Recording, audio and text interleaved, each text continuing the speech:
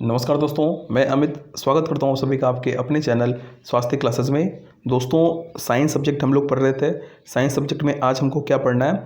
दूरी और विस्थापन के बारे में। दूरी और विस्थापन क्या होता है, इसके बारे में हम लोग पढ़ेंगे। और साथ ही साथ हमको यह देखना है कि किस तरीके से प्रश्न पूछा जा सकता है एग्ज़ाम में। तो इसीलिए लास्ट में हमने आप लोगों के लिए एक छोटा सा एक्सरसाइज रखा है जिसको आपको सॉल्व करना है। और लास्ट में एक छोटा सा प्रश्न है, छोटा सा क्वेश्चन है जिसका आंसर आप सभी को कमेंट करके कमेंट बॉक्स में बताना है। तो दूरी और विस्थापन से बनने वाले जो भी प्रश्न हैं, जैसे भी पॉइंट बनते हैं, वो हम लोग आगे अध्ययन करेंगे। तो शुरू करते हैं। देखिए, डिस्टेंस एंड डिस्प्लेसमेंट, दूरी। सबसे पहले पढ़ेंगे क्या, दूरी किसको बोलते हैं। तो दूरी को समझाने के लिए मैं आपको एक एग्जांपल से बताना चाहता हूँ। तो ध्यान दीजिएगा इस पे। मान लीजिए आप अपने रूम में हैं, ओके, आप अपने कमरे में हैं। तो कमरे में आप देखेंगे कि 4 कोना होता है, ऑब्वियस है, ए बी सी डी। मान लीजिए आप चलना शुरू करते हैं। पहले ए से बी तक गए और बी से सी तक गए, यानी ए से चलना शुरू किए, सी पे पहुँच गए। चलिए, हो गया। अब ए बी सी तक आपने चला। अब आप विकर्ण के रास्ते चलिए, ए और सी के रास्ते। अब ए और सी पे गए, ए से चले और फिर सी पे पहुंच गए। अब क्या होता है, क्या आपके द्वारा जो चला गया कदम है, जितने कदम आपने ए बी सी तय किया, मतलब सी तक पहुंचने में जितने कदम चले, और ए से लेकर सी तक पहुंचने में जितने कदम चले, तो ए बी सी तक चले गए कदमों में, और विकर्णों के द्वारा जो रास्ते आपने तय किया उसमें जो आपके कदम है, जितने कदम आप चले, क्या उसमें कोई अंतर है? ऑब्वियस अंतर होना चाहिए। अब क्या होगा कि जो आपका ये रास्ता है ना, जो आपके कमरे का रास्ता है, तो ए बी सी क्या होगा, वस्तु की लंबाई जो होती है ए बी सी, ये क्या हो गया, इसकी जो लंबाई है ना, वो दूरी कहलाएगी। ए बी सी की लंबाई क्या कहलाएगी? दूरी कहलाएगी। जबकि ए और सी के रास्ते की जो लंबाई होगी ना, वो विस्थापन कहलाएगी। कैसे कहलाएगी, वो मैं अभी आपको आगे बताऊंगा। जैसे जैसे आप पढ़ना शुरू करेंगे आपकी समझ में आ जाएगा कि ए बी सी की लंबाई दूरी होगी और ए और सी की लंबाई विस्थापन होगी। कैसे होगी, चलिए आगे हम लोग देखते हैं। सबसे पहले दूरी तो पढ़ रहे हैं। अब दूरी के बारे में जितनी भी चीज़ें होती हैं पहले मैं यहाँ पे आपको बताऊंगा, तब जाके वो फंडा क्लियर हो पाएगा। देखिए, किसी दिए गए समय अंतराल में, ओके, वस्तु द्वारा किए गए कार्य की लंबाई को दूरी कहते हैं। ध्यान से समझिएगा कि किसी दिए गए समय अंतराल में वस्तु द्वारा किए गए कार्य की लंबाई को दूरी कहते हैं।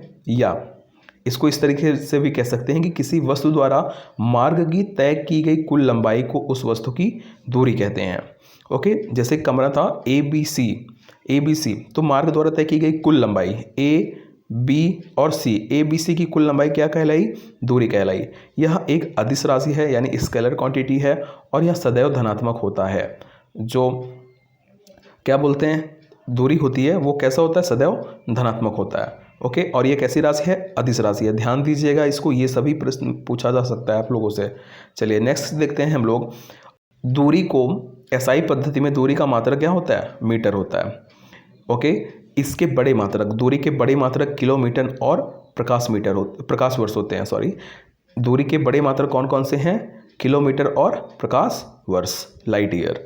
नेक्स्ट देखिए, मिलीमीटर, सेंटीमीटर, डेसीमीटर इत्यादि, ये सब क्या हैं? दूरी के छोटे मात्रक हैं।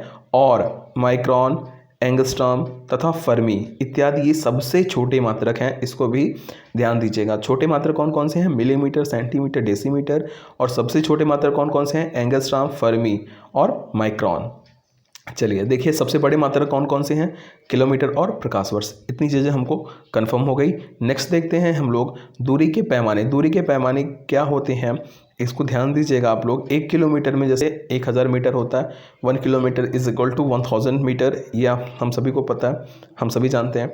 1 metre is equal to 100 centimetre, ये भी हमको पता है। 1 लाइट ईयर, एक प्रकाश वर्ष में कितने मीटर होते हैं? 9.461, इसको बोल सकते हैं 9.461 इंटू 10⁻15 मीटर। ओके, ध्यान दीजिएगा, बहुत ही इंपॉर्टेंट है ये एक प्रकाश वर्ष। 1 micron is equal to 10⁻6 metre, 1 angstrom is equal to 10⁻10 metre, 1 fermi is equal to 10⁻15 metre. Okay, तो ध्यान दीजिएगा, ये 5 चीज़ें तो ज़रूर से ज़रूर आप सभी को पता होनी चाहिए। ओके, चलिए नेक्स्ट देखते हैं हम लोग। डिस्प्लेसमेंट यानी विस्थापन क्या होता है। अब देखिए, किसी निश्चित दिशा में गतिमान वस्तु की, ध्यान दीजिएगा यहाँ पे, गतिमान वस्तु की अंतिम तथा प्रारंभिक स्थितियों के बीच की न्यूनतम दूरी, अंतिम तथा प्रारंभिक स्थितियों के बीच की न्यूनतम दूरी ही क्या कहलाती है, विस्थापन कहलाती है। अब पहले ध्यान दीजिए, हमने क्या पढ़ा था कि ये हमारा रोम था, ओके। हमने क्या किया था, ए बी सी एक बार में रास्ता तय किया, फिर ए से सी तक पुनः गए हम लोग, विकर्ण के रास्ते चले।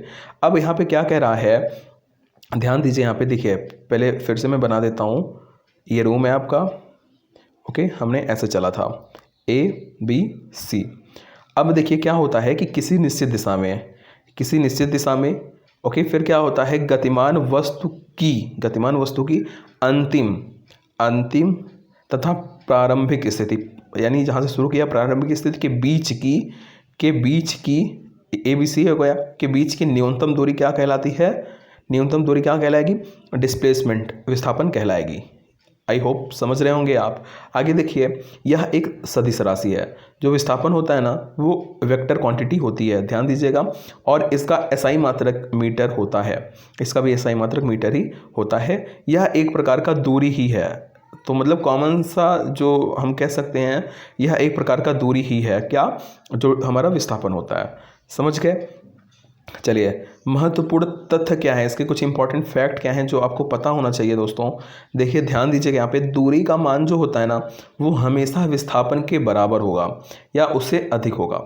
दूरी का मान हमेशा विस्थापन के बराबर या उससे अधिक होता है। यदि दूरी शून्य है, अगर दूरी शून्य है तो विस्थापन क्या होगा, निश्चित रूप से क्या होगा, शून्य होगा। आई बात समझ में। अगर आपने ज़रा भी नहीं चला है तो ऑब्वियस है ना कि उसका जो डिस्प्लेसमेंट है वो भी ज़ीरो ही होगा। चलिए अगला पॉइंट क्या है, यदि विस्थापन शून्य है, अगर हमारा डिस्प्लेसमेंट शून्य है तो दूरी शून्य भी हो सकती है और नहीं भी हो सकती है। केवल जो दूरी होता है ना, वो उसमें केवल परिमाण होता है, दिशा नहीं होती है। विस्थापन में परिमाण व दिशा दोनों होती है। दूरी सदैव धनात्मक होती है, ये भी हमने पढ़ा था। विस्थापन क्या होता है, धनात्मक, ऋणात्मक तथा शून्य कुछ भी हो सकता है। जो विस्थापन होता है वो धनात्मक, ऋणात्मक, शून्य कुछ भी हो सकता है। तो ये जो फैक्ट है ना, ये फैक्ट हम सभी को मालूम होने चाहिए, ध्यान से नोट कर लीजिएगा इसको। चलिए अब हम कुछ अभ्यास प्रश्न सॉल्व करते हैं, ये टॉपिक यहाँ पे ख़त्म होता है। कुछ इसके अभ्यास प्रश्न करते हैं दूरी और विस्थापन के, जो कि बहुत ही इंपॉर्टेंट होगा हमारे लिए। चलिए अभ्यास प्रश्न देखते हैं। पहला क्या है कि किसी वस्तु द्वारा पथ की तय की गई कुल लंबाई क्या कहलाती है। अभी हमने पढ़ा था क्या, विस्थापन, चाल, दूरी या समय। तो किसी वस्तु द्वारा पथ की यानी रास्ते की तय की गई कुल लंबाई क्या कहलाती है दोस्तों, वो दूरी कहलाती है, डिस्टेंस कहलाती है। ऑप्शन नंबर सी यहाँ पे सही हो जाएगा। दूरी कैसी राशि है, अदिश, सदिश, ऋणात्मक या शून्य। तो कैसी राशि है दूरी, हम सभी को पता है दूरी में क्या होता है, दूरी में क्या होता है बताइए, केवल परिमाण होता है, दिशा नहीं होती है। तो इसलिए दूरी कैसी राशि हो जाती है, दूरी इसलिए हो जाती है, अदिश राशि हो जाती है। नेक्स्ट, 1 लाइट ईयर, एक प्रकाश वर्ष किसके बराबर होता है।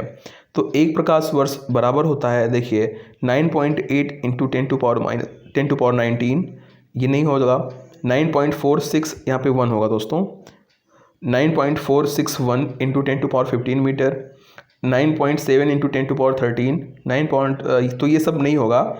ऑप्शन नंबर बी यहाँ पे सही हो जाएगा, 9.461 into 10⁻15 metre, 1 light year equal to. चलिए अगला देखते हैं, एक फर्मी कितने मीटर के बराबर होता है। तो एक फर्मी कितने मीटर के बराबर होता है, 10⁻10, 10⁻6, 10⁻15 या 10⁻13। तो 1 फर्मी इज इक्वल टू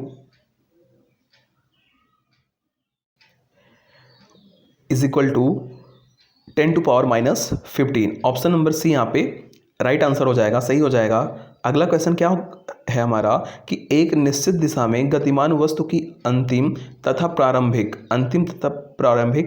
स्थितियों के बीच की न्यूनतम दूरी को क्या कहते हैं। अभी हमने पढ़ा था, ये रूम है हमारा, ए बी सी तक चले थे हम लोग, तो ए प्रारंभिक था और ये अंतिम था। तो अंतिम और प्रारंभिक स्थितियों के बीच की न्यूनतम दूरी क्या कहलाती है? विस्थापन कहलाती है। ऑप्शन नंबर बी यहाँ पे सही हो जाएगा।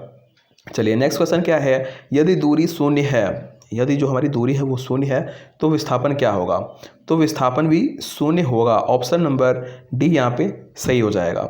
चलिए नेक्स्ट क्वेश्चन देखते हैं हम लोग कि दूरी का मान होता है, दूरी का मान क्या होता है? विस्थापन के बराबर, विस्थापन से अधिक, विस्थापन की अपेक्षा कम, या पहला व दूसरा दोनों। तो हमने महत्वपूर्ण तथ्य में पढ़ा था इसको कि दूरी का मान क्या होता है? विस्थापन के बराबर और विस्थापन से अधिक होता है। तो ए और बी दोनों सही है, अर्थात यहाँ पे ऑप्शन नंबर डी पहला व दूसरा दोनों सही हो जाएगा। अगला प्रश्न क्या है, यदि विस्थापन शून्य है तो दूरी क्या होगी? दूरी शून्य हो सकती है, दूरी शून्य नहीं भी हो सकती है, केवल पहला सही या पहला व दूसरा दोनों सही। तो हमने पढ़ा क्या है महत्वपूर्ण तथ्य में, जो फैक्ट है हमारा उसमें पढ़े हम लोग क्या कि यदि विस्थापन शून्य है तो दूरी भी क्या होगी? शून्य हो सकती है और शून्य नहीं भी हो सकती है। इसलिए यहाँ पे ऑप्शन नंबर डी यहाँ भी राइट आंसर हो जाएगा, सही हो जाएगा, पहला व दूसरा दोनों। तो दोस्तों आपने दूरी और विस्थापन से बनने वाले जो भी प्रश्न है या जो भी फैक्ट है आपने उसको पढ़ा। आई होप आपको अच्छा लगा होगा और आपको समझ में आया भी होगा वीडियो को, ये क्लास आपको आपकी समझ में आई भी होगी कि दूरी और विस्थापन क्या होता है। तो आज ये यहाँ पे समाप्त करते हैं, ख़त्म करते हैं। और लास्ट में मैं एक क्वेश्चन जो मैं बोला था आप लोगों से, वो जो प्रश्न है यही है कि विस्थापन का SI मात्रक क्या होता है। तो हमने अभी पढ़ा है इसको और यही आंसर, इसका आंसर आप लोगों को दोस्तों कमेंट करके बताना है। देखिएगा बस आप पढ़े हैं कि नहीं पढ़े हैं सही से। बस विस्थापन का SI मात्रक क्या होता है इसका आंसर आप लोगों को कमेंट करके बताना है। और साथ ही साथ दोस्तों अगर आप चैनल पे नए हैं तो चैनल को सब्सक्राइब करना मत भूलिए, चैनल को सब्सक्राइब कर दीजिए, साथ ही साथ बेल आइकन को ऑल पे प्रेस कर दीजिए, जिससे कि सारी नोटिफिकेशंस आपको मिलती रहे। जिससे क्या होता है ना कि अगर आपने बेल आइकन प्रेस किया है, आपको कोई भी जो भी नोटिफिकेशन वगैरह होगी वो ज़रूर से ज़रूर आपको मिल जाएगी और आप वीडियो को मिस नहीं करेंगे देखना। तो बस आज के लिए इतना ही। टेलीग्राम पे भी आप स्वास्थ्य क्लासेस सर्च कर सकते हो, बाकी डिस्क्रिप्शन में लिंक होगा, टेलीग्राम, इंस्टाग्राम, फेसबुक। तो बस आज के लिए इतना ही। थैंक यू, जय हिंद, ध्यान से पढ़िएगा, स्टे सेफ, ओके।